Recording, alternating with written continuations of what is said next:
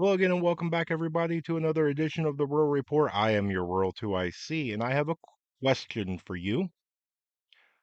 What is your plan B?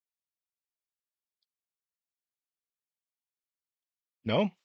If you had a very blank mind during that awkward and uncomfortable moment of silence, then this might be the episode for you.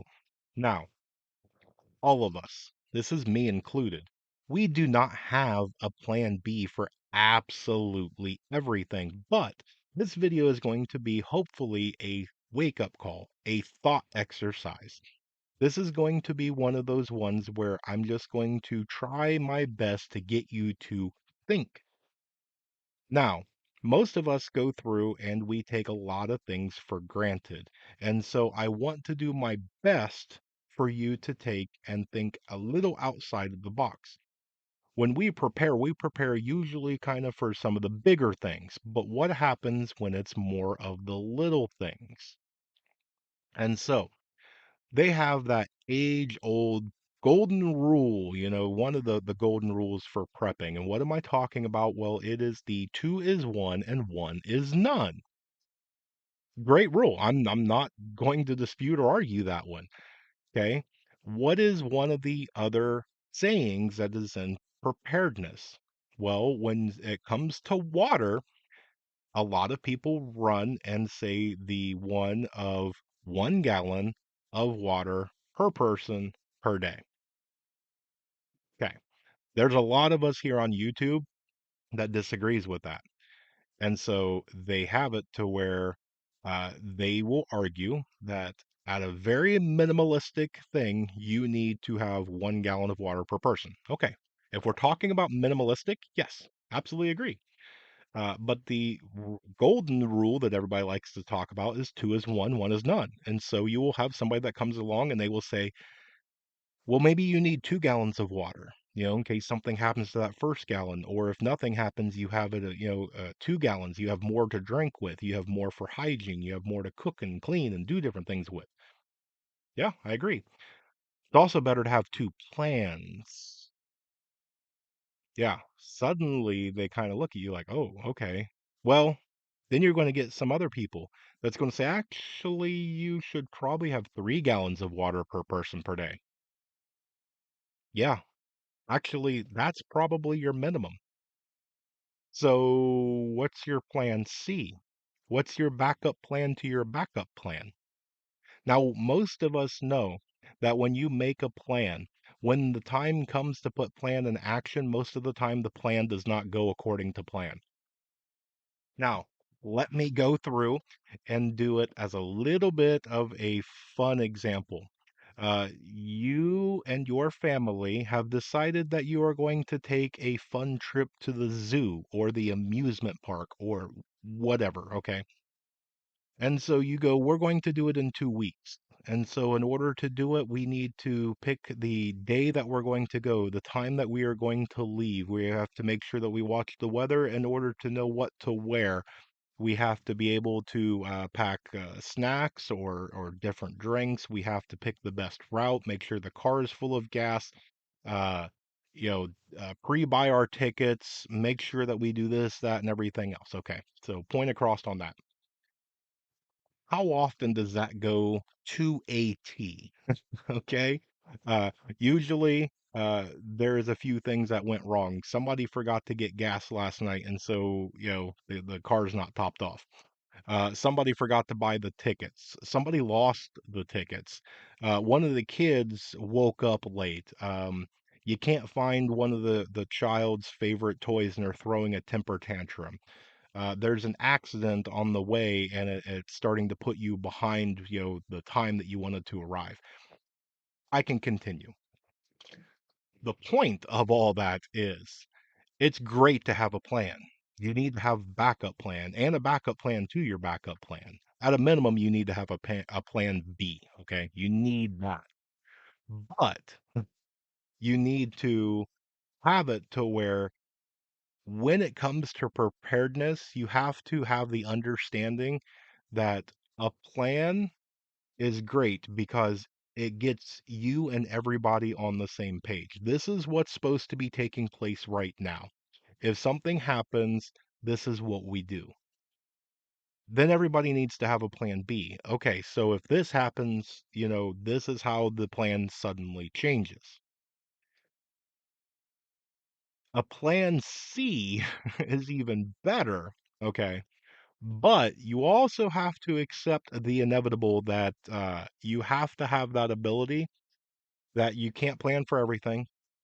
You have to have that ability that you can improvise, overcome, and adapt.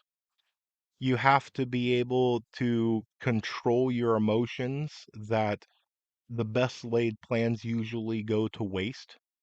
Uh, there's a lot of people that do not like to waste time, and so they will make one really, really good, well thought out plan, and then some event will not happen.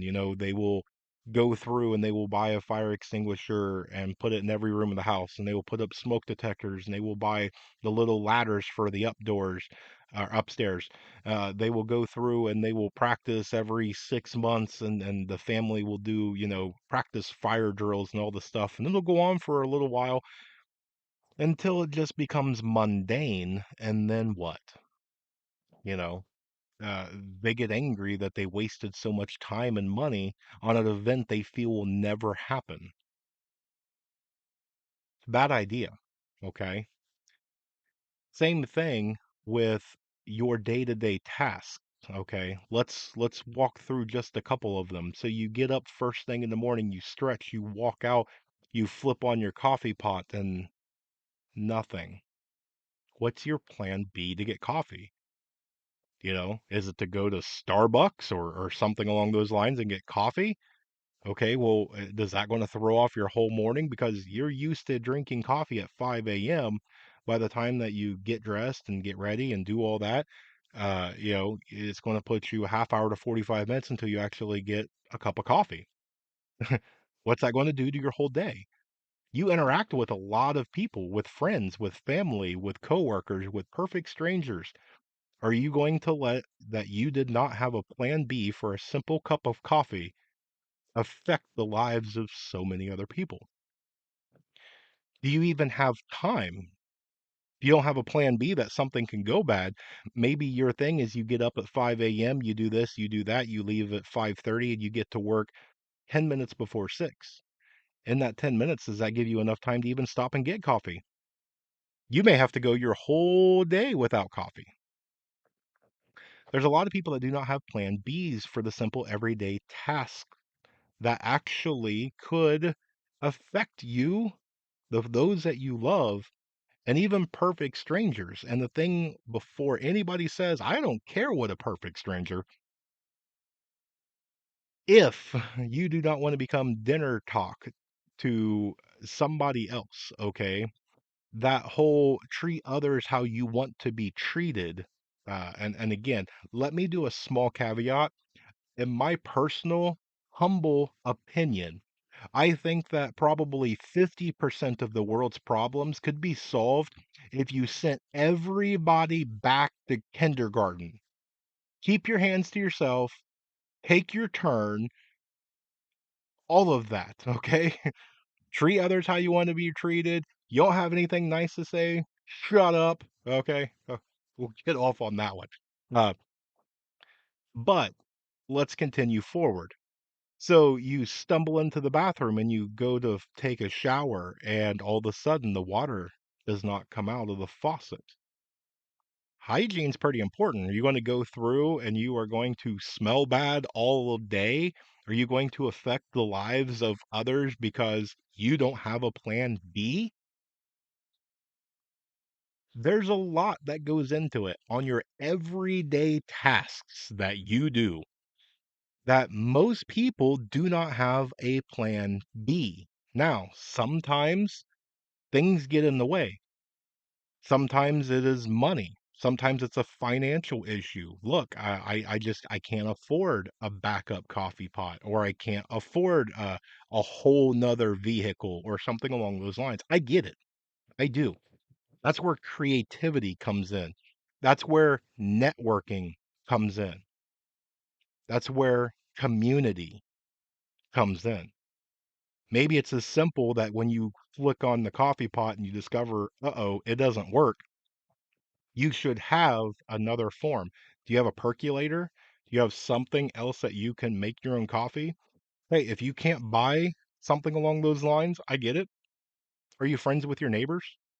Are you friends with one of your coworkers? Hey, can you bring me a cup of coffee at work? There's a lot of ways that you can go through and be resourceful if you can improvise, overcome, and adapt to the situation. Plan for it now. Things go bad on a daily basis. Have a plan B. Have a plan C. Try and have as many plans as you possibly can. When you go through and you're going to do your gardening, you go, I want 5 tomato plants. You can usually tell who has gardened before if they only plant 5 seeds. It's the same thing with most things in life. You can sit back at a small distance and watch how somebody does day to day things, how their decision making is, how they talk to others. And you can tell a lot about somebody. You don't even really have to speak to somebody. Just watching how they treat others, how they speak to them, how they make their own decisions that affect their own lives or lives of others. And usually it tells you just about everything that you need to know about them. So, I'm going to end this by asking, what is your plan B? When you go through, because this is going to be the thought exercise, when you go through today, tomorrow, the rest of the week, go through those simple day to day tasks. You open the washer or the dryer to start another load or to finish a load, and what? One or both no longer function. How are you going to clean your fabric? You plug in your vacuum cleaner and hit the on button and it does not roar to life. How are you going to clean your house? Everything that you do, I want you to take 30 seconds and go, what is my plan B? Okay. And get it into the thing that you're not going to buy your way out of it. SHTF happened. You are inside of your home. What are you going to do? You flick on your vacuum cleaner, you can't leave your house. How are you going to clean? You turn on your coffee pot, it does not make coffee. You can't leave your house. What are you going to do? Go through everything that you do and give yourself that situation. SHTF happened. I cannot leave my house or my property. What am I going to do for this important event? There's no water pumping into my house. I can't take a shower. I cannot wash dishes. I cannot clean clothes. What am I going to do about that? And if you have a blank, this is that time that you need to fill that void and really start coming up with your plan B. Do it now before it is too late, and you are going to be sorry that you didn't have a plan B. So, with that, I want to say thank you so much for tuning in and sharing a little bit of your time with me. If you made it to this far in the video, guess what? You rock. I appreciate you so much. I hope you guys have an amazing and blessed day. Stay tuned because there's definitely more information to come. And with that, I want to remind everybody that above all else, please remember to remain united because we're all prepping in this together.